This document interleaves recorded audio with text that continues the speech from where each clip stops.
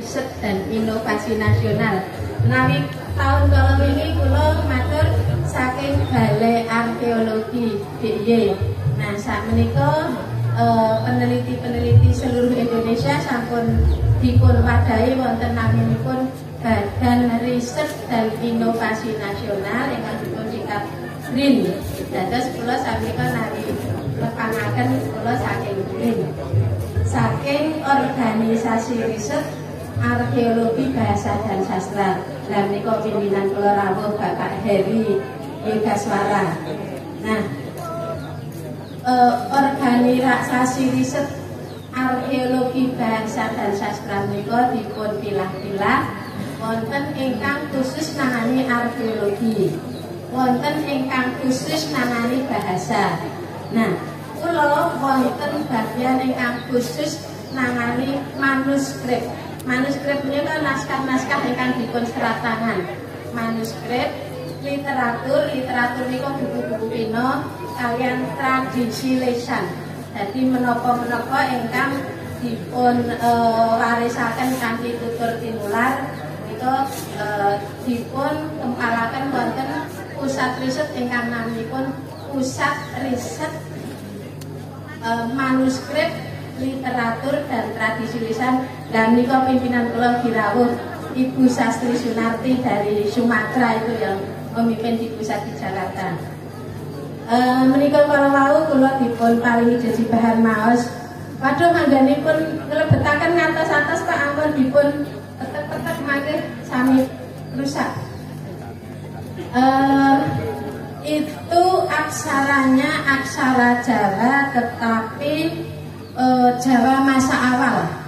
Menawi sak menika wonten aksara Jawa Hanacaraka, Hanacaraka, itu pengembangan aksara Jawa terbaru. Dados menawi nyinau perkembangan tulisan wonten ing Jawa menika kala rumiyin wonten naminipun aksara Pallawa.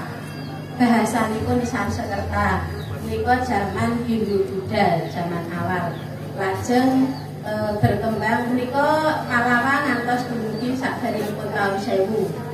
Salajengipun perkembangan wonten kraton-kraton wonten Jawa Timur, Singasari, Kediri, Majapahit. Menika aksaranipun dados aksara Jawa kuno. Aksara Jawa kuno menika ingkang wonten saklebeting negari, wonten saklebeting kraton. Lah, wonten ingkang wonten sakjawining telatah negari ingkang wonten pinggir-pinggiran Mbak Bilih menawi sak menika dusun-dusun ngaten itu berkembang bahasa yang berbeda namanya bahasa Jawa Tengahan.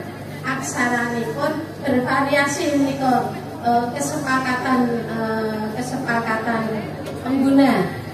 Dados nek wonten lereng Merbabu Merapi menika wonten naminipun aksara Buddha.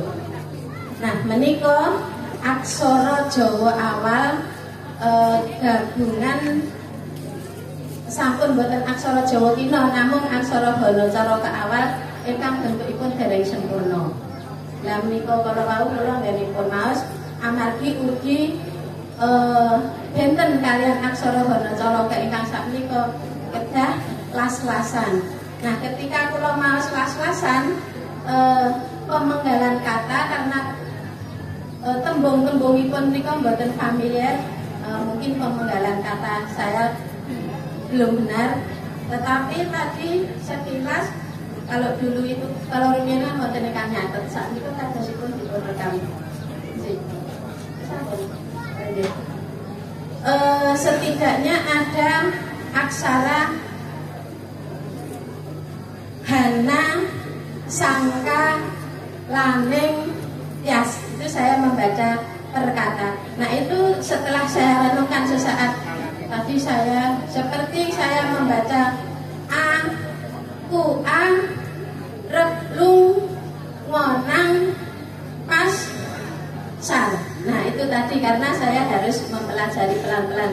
Nah, itu ternyata itu kata Hana Sangkalaning Tias. Hana Sangkalaning Tias. Hana itu kalau orang Banyumas pasti tahu Hana Odo ada. Sangkala Sekolo Ningtyas Hati Hana Sangkala Ningtyas, dan ada Hana Rasaning Jati.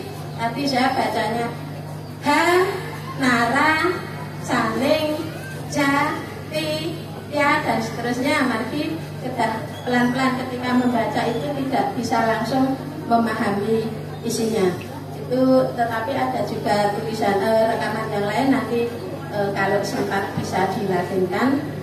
Itu yang jelas ada kata Hana Sangkala Ningtyas, Hana Rasaning Jati. Tetapi itu sesungguhnya perlu kita pahami bahwa teks itu tidak berdiri sendiri. Itu sebuah lempir yang berada bersama-sama dengan lempir yang lain. Itu diapit dengan dua kayu.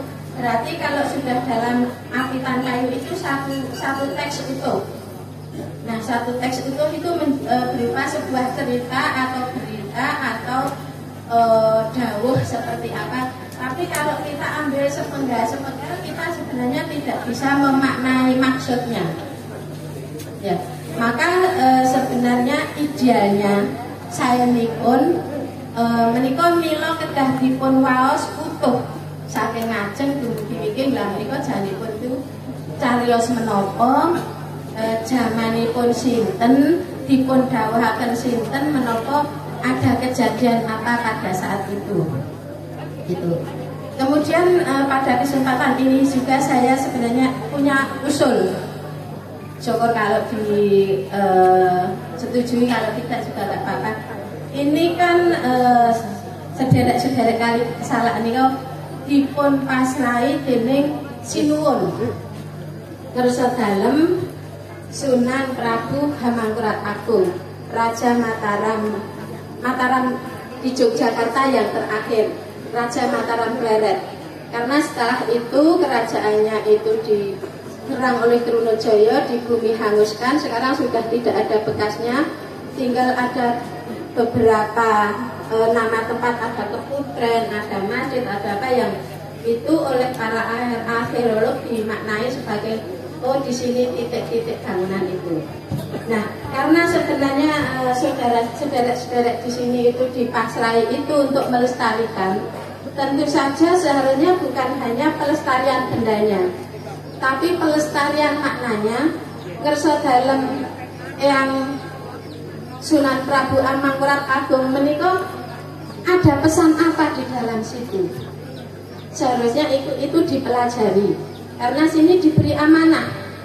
Orang lain tidak ada yang memiliki pusaka ini. Bahkan saya pernah menulis di sebuah jurnal itu, pusaka peninggalan Mataram menangis di Kali Salak. Kenapa menangis?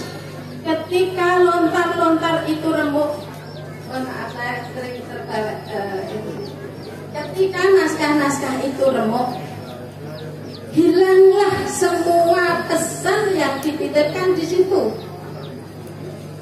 Nanti dalam waktu beberapa lama lagi, ketika lontar disimpan dengan ditumpuk-tumpuk itu sudah pada hancur, hilang sudah. Kita sudah tidak bisa menggali, sudah tidak bisa lagi melaksanakan amanah yang dititipkan. Karena itu senyampang ini masih ada yang bisa kita pelajari.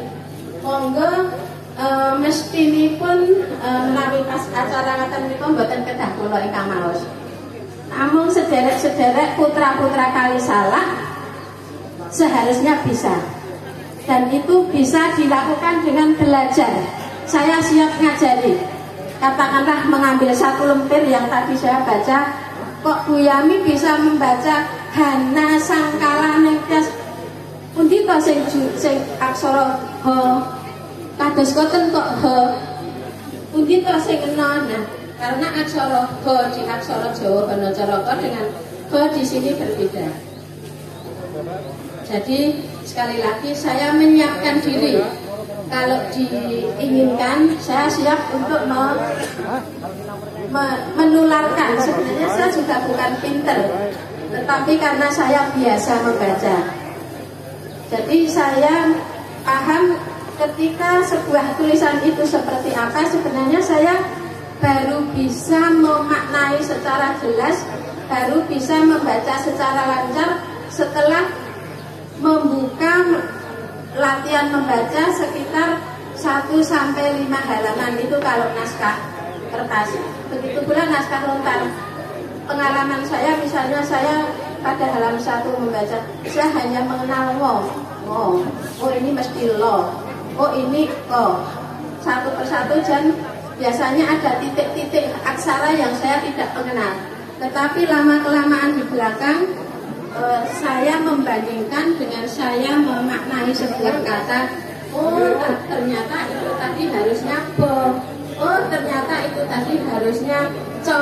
Nah itu, jadi untuk bisa mengetahui isi teks kita harus membaca secara benar, dan untuk bisa membaca secara benar kita harus paham karakter aksara. Dan karakter aksara itu bukan hal yang tidak bisa dipelajari, bisa dipelajari asal kita mau. Semoga itu yang bisa saya sampaikan. Akhir kata, ada kurang dan lebihnya saya mohon maaf. Assalamualaikum warahmatullahi wabarakatuh.